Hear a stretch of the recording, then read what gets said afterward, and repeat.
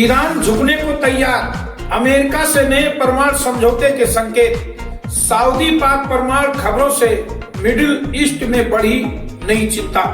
नमस्कार दर्शकों, आप देख रहे हैं विराट न्यूज 24 लाइव चैनल और मैं आपके साथ हूं अर्जुन मिश्रा। दुनिया की सबसे बड़ी कूटनीतिक खबर, क्या ईरान अब अमेरिका के सामने झुकने को तैयार हो गया है? क्या बरसों से चल रहा टकराव अब खत्म होने की ओर है? और अगर समझौता होता है तो इसका असर पूरी दुनिया, खासकर मिडिल ईस्ट की राजनीति पर क्या पड़ेगा?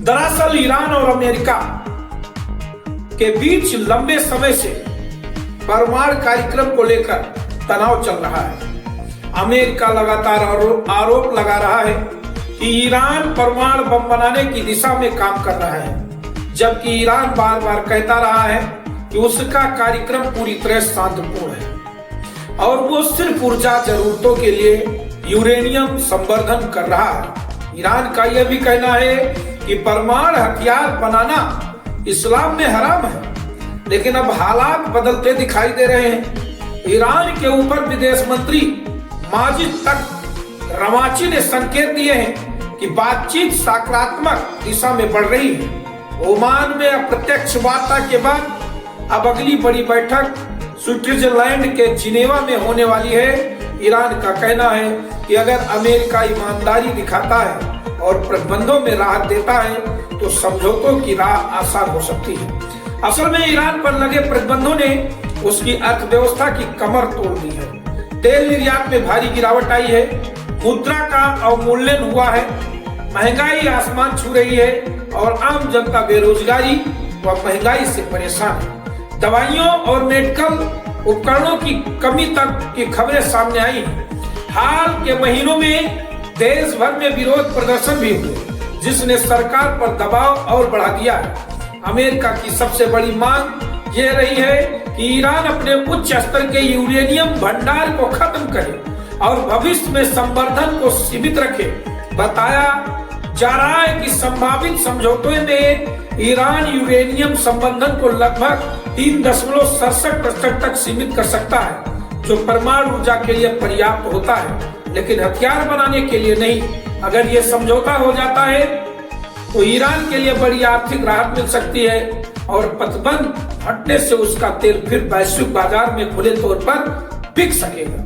विदेशी निवेश आएगा, बैंकिंग सिस्टम अंतरराष्ट्रीय नेटवर्क से जुड़ सकेगा और उसकी अर्थव्यवस्था में अरबों डॉलर का प्रवाह शुरू हो सकता है। लेकिन इस पूरी कहानी में एक नया मोड़ भी सामने आया है।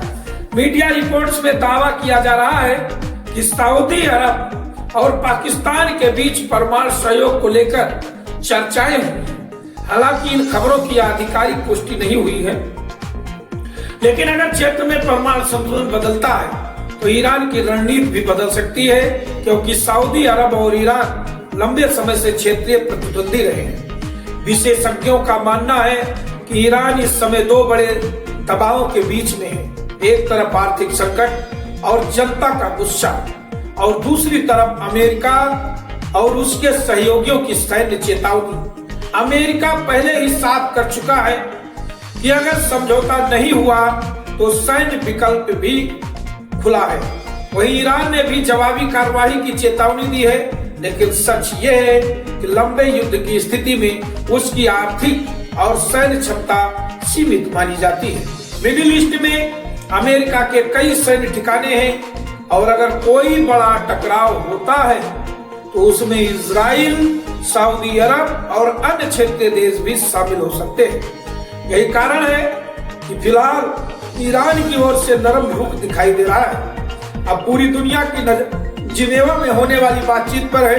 अगर यह समझौता हो जाता है तो न केवल मिडिल ईस्ट में तनाव कम होगा, बल्कि वैश्विक तेल बाजार और विश्व अर्थव्यवस्था पर भी इसका बड़ा असर पड़ेगा। लेकिन अगर बातचीत विफल होती है तो हालात एक बार फिर टकराव की ओर बढ़ सकते हैं। फिलहाल संकेत यही बता रहे हैं कि ईरान टकराव नहीं, राहत चाहता है और शायद यही कारण है कि वो अमेरिका के साथ नए परमाणु समझौते की राह पर आगे बढ़ता दिखाई दे रहा है। तो दर्शकों, वीडियो को शेयर करें, चैनल को सब्सक्राइब करते रहें। और फॉलो करते रहे फेसबुक पेज, देखते रहे विराट न्यूज 24 लाइव चैनल। धन्यवाद, नमस्कार।